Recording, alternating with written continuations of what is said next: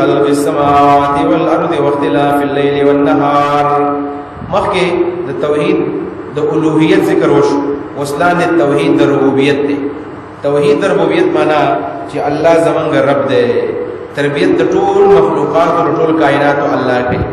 د دې مسلې د وضاحت لپاره چې رب زمونږ الله دی، دې آیت مبارک کې به اته دلایل بیان شي. دې ته ویل کېږي دلایل ثمانیه علی توحید الربوبیه. په توحید د ربوبیت باندې اته دلایل چې الله زمونږ رب دی، چې الله الہ دی او الله رب زمونږ دی. نو ان فی خلق السماوات ګور دلایل تا ان فی خلق السماوات یقینا پیدا کول د اسمانونو کې، والارض پیدا کول د زمکه کې. یو اسمان الله پیدا کو، زمکه الله پیدا کړه او بدیع السماوات والارض دې ناشنای پیدا کړ. دویم واختلاف الليل والنهار، او په اختلاف د شپې او د ورځې کې. د شپې او د ورځې څه اختلاف دی؟ د شپې او د ورځې اختلاف داري یو بل نه یو ځای کېږي، دواړه یو ځای کېږي نه، چې شپه یې ورځ بنئ چې ورځ شپه بنئ. بل اختلاف دا دی چې کله شپه لاړه شي نو ورځ راشي، او چې ورځ لاړه شي نو شپه راشي. دا اختلاف د لیل نهار دی.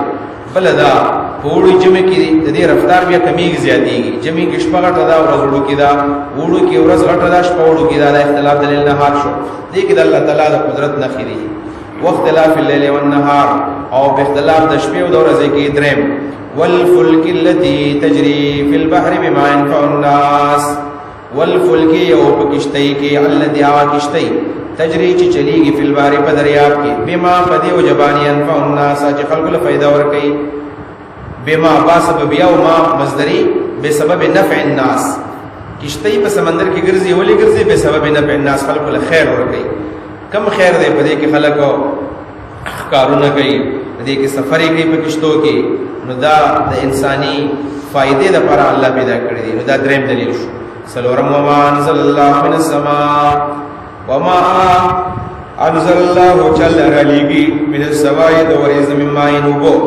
وما انزل الله جل رلیگی اللہ تعالی رانا زلی اللہ تعالی من السماء دوریز من مائن سوبو. من مائن منا سوبو، یعنی د اسمان نه صرف وبنه دي، مختلف سيزونه راځي، رحمتونه راوريږي، فرشتي دلاندې راځي، عذابونه راځي، خزانه راځي.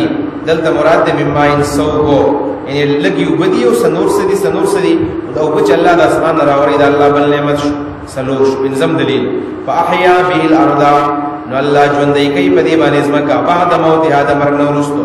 دا باران چې وشي زمکه پر ژوندۍ شي، شین کې به ګراوچت شي، فصلونه راوخلي به ګراوخلي، میوه به ګراوخلي. دا بل دلیل شو. شپږم نمبر وبث فيها من كل دابه، او الله خوري په دې کې من كل دابه هر قسم حیوانات. وبث فيها الله فرقړي دی، والله فرای فيها پدېزمکه کې من کل دابه. دابه ستوي ما يدب على الارض، دب يدب سره بیز باب دی چې حرکت کې پزمکه باندې، حرکت چې پزمکه باندې سکه هغه د زنده سر وي دابه ورته وي. دا دواب ټول الله تعالی فرقړي دی پدېزمکه کې. قسمه قسم دواب دي، حشرات دي، انسانان، حیوانات وغیرہ. وم دلیل یا هي پاړولو راړولو د هواګانو کې. اړول راړول تصریف ریاح او تقلیب الریاح معنا دا چې کله جنوب ته بوزي، کله شمال ته، کله مشرق ته، کله مغرب ته، کله ګرم شي، کله یخ شي، کله تیز ده، کله نرم ده، کله پکې عذاب ده، کله پکې رحمت ده. دا ټول کله پکې جاکل ده، کله پکې باران ده. نو تصریف الریاح دا دلایل شو. اتم دلیل والسحاب المسخر، او وریز کې چې المسخر یا مسوړند تابع ده بین السماء والارض، د اسمان او زمکه په منځ کې. د اسمان زمکه منځ کې وریز دا، وریز د اسمان زمکه منځ کې الله راټینګ کړل. د الله قدرت ته په دې اتو واړو سيزونو کې لا آیا لقوم دا قوم د پاره یعقلون، چې دوی د عقل نه کار لري او کويږي. یعنی ينظرون بعيون عقولهم، چې دوی د خپل عقل بستر ګوای نظر کوي، په هغه کې بصیرت وي. ودا ات دلائل. نو الله تعالی خپل توحید باندې، خپل قدرت باندې ات دلائل ذکر کړل چې الله تعالی رب دې، لہذا عبادت الله پکار دې، عبادت الله پکار دې. ومن الناس من يتخذ من دون الله اندادا يحبونهم كحب الله. د دې آیت معنا وزدادا چې بر الله خپل توحید باندې ات دلائل بیان کړل. نو د دې نتیجه دا ده چې اوس عبادت الله وشي، د الله عبادت پکار دې. او مشرکان څه کوي؟ انسانانو کې داسې خلک مشتا چې هغه د الله په ځای باندې د بل چا عبادت کوي، نو دا ډېر لوی شرک دی. احسان نعمتونه د الله دي او د عبادت د بل چا کوي، نو په دې باندې دا زجر دی الله تعالی زواجر. الله من الناس دې ځای کې د شرک یو قسم ذکر شوی دی. شرک د شرک مخکې موږ د قرآن د تفسیر په اول کې څلور قسمونه بیان کړو. شرک د علم دی، شرک د دعا دی، شرک د عبادت دی، شرک د تصرف دی. څلور قسم شرک موږ هغه بیان کړل. په دې سره سره دا یو بل شرک دی په دې ځای کې دی ته شرک فی المحبت. دا بل یو قسم دی. د الله نه سوا سره محبت د بل چا سره کوي او دا محبت بیا اطاعت ته ورسیږي او دا عبادت ته ورسیږي، دا شرک دی. دا د مشرکانو د شرک المحبت ذکر کوي. ومن الناس بعض خلقنا ټول ندی بعض دي من د سمشتا يتخذ من دون الله چنسی سوا د الله نه اندادن انداد جمع د دندا مخکوزات شیو من دون الله سوا د الله نه اندادن شریکان. بعض خلک دا سمپل انسانانو کې دي چې هغه د الله نه علاوه نور شریکان جوړي دا وی عبادتونه کوي. يحبونهم من وسكيدا غسرا كحب الله مشان دسمینه وسکه څنګه مینه چې د الله سره کوي. دی آیت و معنی دی یا خدا معنا دا یحبونهم دی دخلوا اندال سره مینه کوي که حب الله بشان مینه د الله، یعنی د الله سره مینه کوي او د بوتانو سره مینه کوي. مینه د الله نو مشرک د الله سره مینه کوي او د بوتانو سره هم کوي، دا د الله تعالی سره په دې محبت کې شرک شو. دا د بوت سره مینه نه او پکار سره د الله سره پکار یو دا معنا دا د سیمه د الله د سیمه کې د بوتانو سره څنګه د الله سره کې د الله سره هم مینه کوي او د مشرکانو سره هم کوي، دا شرک شو. دویم نمبر دا یحبونهم من کید دی بوتانو سره حب الله بشان د مینه د الله تعالی څنګه مسلمانان د الله سره مینه کوي، څنګه مسلمانان د الله سره مینه کوي نو د قشان مینه دي چا سره کوي، د غشان مینه دوی د خپل بوتانو سره کوي. او دومره مینه چې څوک د بوت سره وکي، دومره مینه سره د بنده سره وکي، هغه کو بوت دی او هغه انسان دی او هغه خزر او هغه سړی دی او هغه بل څه شی دی، او دومره مینه څوک لور کی سمره مینه چې د الله په کار ده، نو دا بیا مشرک دی او شرک په محبت کې داخله شوی. دا څه پته لګي چې زما د محبت د شرک مرتبه ته رسیدلې ده کنه رسیدلې ده، هغه نه خدا ده چې یو ځای کې حکم د الله دی، بل طرف ته حکم د محبوب دی، او د الله حکم پرېږدي د محبوب حکم ومنو، دا په شرک په محبت کې بیا شوی دی. بیا به توبه ایستل پکاري، بیا په خپل زړه باندې بیا محنت پکاري چې دا بیا ذکر وکړي، اذکار وکړي، عبادت وکړي، استغفار وکړي، دې لپاره چې دا مینه ختم شو، دا کم چې د الله مینه په دې باندې غالب شي. بیا نه خدای چې دا به د الله اطاعت کوي او د محبوب د مینې نه خدای دا به د محبوب اطاعت کوي. لکه غرابیه بصری داغي اشعار دي په دې باب کې وایي چې تعصل الاله وانت تظهر حبه هذا لعمري في القياس بديع. تعصل الاله وانت تظهر حبه، د الله نه فرمانی کوي او ته د الله د مینې اظهار کوي، زما د الله سره مینه ده. هذا لعمري في القياس بديع، دا خوري ناشنا خبره کوي، دا خو عرف او رواج نه مني. او بیا وی لو کان حبک صادقا لاطعته ان المحب لمن يحب مطيع. لو کان حبک صادقا لاطعته، استامین د الله سره رښتینی وی لاطعته، تا به د الله اطاعت کړی بیا. ولی ان المحب لمن يحب مطيع، ځکه محب د خپل محبوب اطاعت کوي، څوک چې د چا سره مینه کوي د هغې بیا محبت هم کوي. او د الله د مینې مقصد دا دی چې یوازې په خوله باندې بس نه و چې زما د الله سره مینه ده، بلکې دا به د الله اطاعت کوي. او دا د بنده مینه او د مخلوق مینه به د هغې د پاسه کېږي نه به د پاسه کېږي. دې ځکه علماو هغه د مجنون تذکره کوي چې مجنون کله د لیلا په محبت کې انتها ته ورسېدو نو پلار ورته ویل چې تا به زما او حرم ته بلال شي، په حرم کې به توبه وباسي چې ستا د زړه نه د لیلا د محبت وځي. نو حرم ته بوتلو، د کعبې خوا ته ودرو او یو شب ووایه چې الله تعالی زما د زړه نه د لیلا مینه وباسه، اللهم ارحني من لیلا وحبها، دا ووایه چې الله تعالی مالا او زما زړه د لیلا د محبت نه پناه راکاو، راحت راکاو، وباسه. نو په دې ځای کې چونکې په ده باندې په دې مجنون د مخلوق مینه غالبه ده، نو په حرم کې ودا شروع وایو چې الهي لا تسلب عني حبها ابدا ويرحم الله عبدا قال امين. هغه ځای کې دا خبره وکړه چې الهي لا تسلب عني حبها ابدا، الله د لیلا مینه زما د زړه نه چېرته مه وباسه. او بیا وایي ويرحم الله عبدا قال امين، الله دې په هغه بنده باندې رحم وکړي چې هغه زما په دعا باندې امین ووایي. نو پلار یې بیا امینه بېرته ووایو. نو دا ګوره د بنده مینه دومره غالبه شوې ده چې د الله په کور کې ولاړ دی او په حرم کې ولاړ دی. سو لا تسلب عني حبها ابدا، زما د ژوند له لامینه مو باسا او څوک چې زما په دعا باندې امین وي الله تعالی ته رحم وکړي. نو دا شو والذین آمنوا اشد حبا لله، والذین آمنوا کسان چې ایمان راوړی دی اشد ډېر سخت حبا په مینه کې لله د الله سره د مشرکانو نه، څنګه چې مشرکان د خپل الهو عبادت کوي، څنګه چې مشرکان د خپل الهو سره مینه کوي، دغه سي مسلمانان به د مینه د الله سره مینه کې سخت وي، د الله سره ډېر مینه کوي، د الله مینه د هر مینه مقدم وي. علامہ ابن قیم رحمه الله کتاب دے طریق الهجرتین و باب السعادتین، اغزه کې هغه د محبت د بار سلور نه خودلې دي چې الله وی مسلمان به د الله سره مینه ډېر زیاته کوي او ډېر په مینه کې به سخت. د مسلمان په ځل کې خدا الله مینه ای د دې نه کمی کمی دي چې دا نه موجود وي نو دا به د الله سره په مینه کې وي، او کدا نه نه نو معلومه ده شو چې د الله سره مینه نشته، بیا به د الله سره مینه کې محبت کوي. هغه وی دا د سلور زبونه دي او سلور مواضع دي، کله دې سلور مواضع کې ورته الله وريات شو نو معلومه ده چې د الله سره مینه شته. یو دا دی چې عند اخذه مزجعه چې کله دا ما خام خپل بسترې ته وخیږي او سملي د خوب په ټیم کې په دې ټیم کې ورته څوک مریاد شو نو مینه به دا سره که الله ورته وريات شو نو د الله سره مینه دا او د الله په مینه کې بیا صادق دی. د شپې د خوب په ټیم کې الله څنګه یادولي دا غي طریقه دا چې ما سکن سره ود کیږي د الله حق نه ور پوری ما سکن منځ ما خام منځ دا منځونه په جمع جماعت باندې کړی وي او بیا خ کاودس کولی شډیره خبره ده او د سو کې بیا په خې لاس باندې سملی او کاودس نه شوي نو بیا هم په خې لاس باندې سملی او دعا وایي چې اللهم بسمک اموت واحیا، بیا هم د دعا وایي چې اللهم اسلمت نفسي لیک کوم روح دعا چي دې ټیم کې الله چاته وريات شو نو معلومه ده شو د خوب ټیم د ډېر زیات د غلبې ټیم بیا مو الله وريات شو د الله سره مینه کې رښتینی.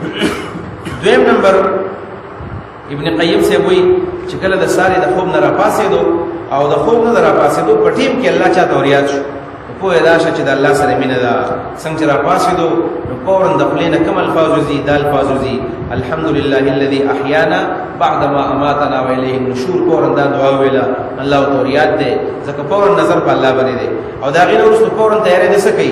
په رمضان کې خلک د پښمنی تیارې کې پښمنه هم عبادت ده او بغیر رمضان کې د سار د مونږ خلک تیارې کې یا د تهجد تیارې کې وختي پاسي کې تهجد لپاره او دسو کې او بل پرس کا وختي نه پاسي کې د سار د مونږ لپاره تیارې شروع کی د الله تعالی سره مینه ده. دا دوه ټیمونه شو.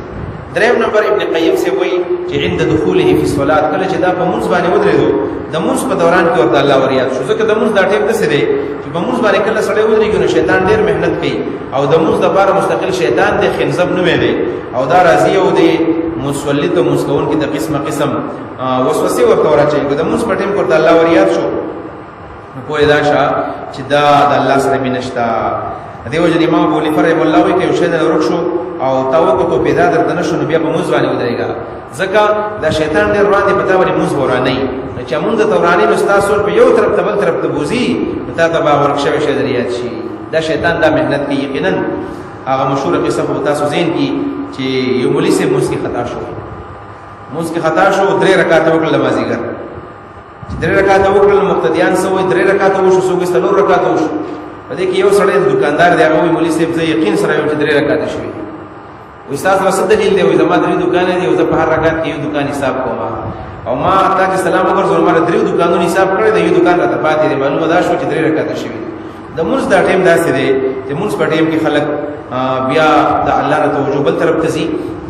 د حضرت عمر رضی الله عنه مبارک راضي چې حضرت عمر سے موږ داسې دا خاصان خدا کی نماز په نوم یو کې ولې رساله د ځان له پیدا کړي صحابه کرامو د منځونو ذکر پکې دي څه منځونه به کول نو وی حضرت عمر سے موږ کو په کور کې نفل کول او د دوران کې د کور یو ستند او ماته شوی ده نو ستند ماته دوه خامخې یو आवाज به دا غنه بعد خلک راغلي دي غلي دي کړي دا بلستنه ولګولا کله چې دا د مونږ د فارغ شو نو غړغونه ولې د وسی چل شوی دی ولستن په کور کې ماته شوی دا او د مبارک صحابي ته پته نه لګي دی دا د انحماق په موږ کې د صحابه کرام منظور مبارک راځي چې د سیمونځونه به کول چې کچېرته مرغۍ داوی په سرونو باندې کې ناشته نو هغه ته نه پاسې دي ځکه حرکت باغ نه کوو دا سه لکه د ګټو پشان او دونو پشان دي بدی عبادت کوو. نو د ابن قیم سے وایي چې کله سره مونږ باندې ودرېدو او صرف توجه الله ته ورته الله سره مینه ده دا صحیح خبر ده منظور تقریبا د پشان دي او مونږ چې ودرېږو توجه الله ته برابرېږي هغه احسان چې په دې احادیثو کې راغلي دی چې رسول الله صلی الله علیه وسلم جبرئیل علیہ السلام ته ویلي چې احسان دی ته وي ان تعبد الله كانك تراه چې تر الله د عبادت وکړه لکه الله چې ویني فإن لم تكن تراه فإنه يراك تعالی نه دی دا سوچ په خپل ځان باندې غالب کړي چې الله پتا ته ګوري د عبادت بسړی کوي زمون منځونه دا ډېر کمزوري دي د موږ لپاره وردا خبره ضروری ده چې دوه سيزونه به خامخا په موږ کې دوا یو د موږ الفاظ باندې ټیک ټاک یادي ټیک ټاک برته یادي دویم نمبر د موږ معنی بدلته یادي د موږ الفاظ چې کله یادي د موږ معنی کله یادي نو بیا سره کويږي بیا بل پر ازمه کې قاری سے مولوی سے تلاوت کوي نو کله جنت ذکر کوي ته په جنت پته لګي کله جهنم ذکر کوي ته د هغه پته لګي نو سره بیا د جنت په ځای کې خوشحاليږي او د جهنم په ځای کې بیا خفګان کی جاړي وا دا کې فتنه به الله راضي چې د موږ په ترجمه باندې سره کويږي دا د الله سره د مینې او ثبوت دی او بیا ابن قیم رحمه الله وی سلورم یو بل زمشتا چې په هغه ځکه چاته الله وريات شو معلومه دا شو د الله سره مینه ده هغه ځکه کوم دی هغه د عند الشدائد والاحوال د مصیبت په ټیم کې الله وريات شو